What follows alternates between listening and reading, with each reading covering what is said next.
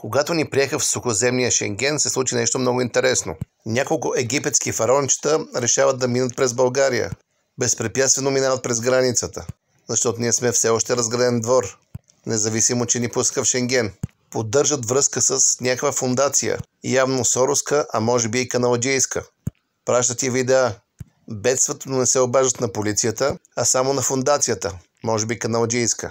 3 измръзват, 3 се връщат обратно през границата, без някой да ги спре. Каква е тази граница? Египтяни влизат, излизат, никой да ги спира. Това ли ви е Шенгена, господа гранични полицаи? Термокамери ли нямате? Дронове ли нямате? Джипове ли нямате? Или просто не ви се работи? Или сте в схемата? Тези египетски фараончета може би са тръгнали при Велин Михайлов.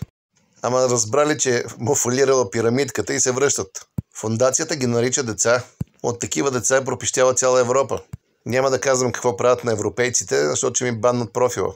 Всъщност са млади мъже, над 20 години всичките.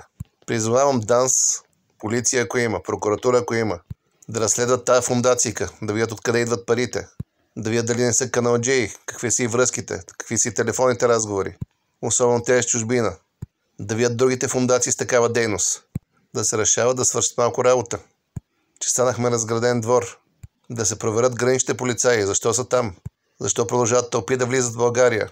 Правителство, ако има такова, да говори с Европа, да дадат някой друг милиард за огради.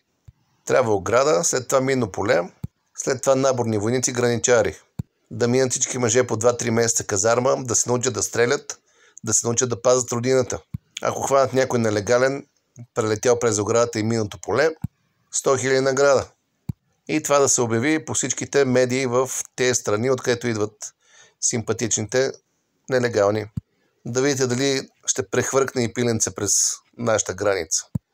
Всичко е лесно, но трябва държавник, а не предатели и чужди слуги. Ама народът си иска Бойко, Пеевски, Кирчико Корчо, соросоидите, лъжепатриотите.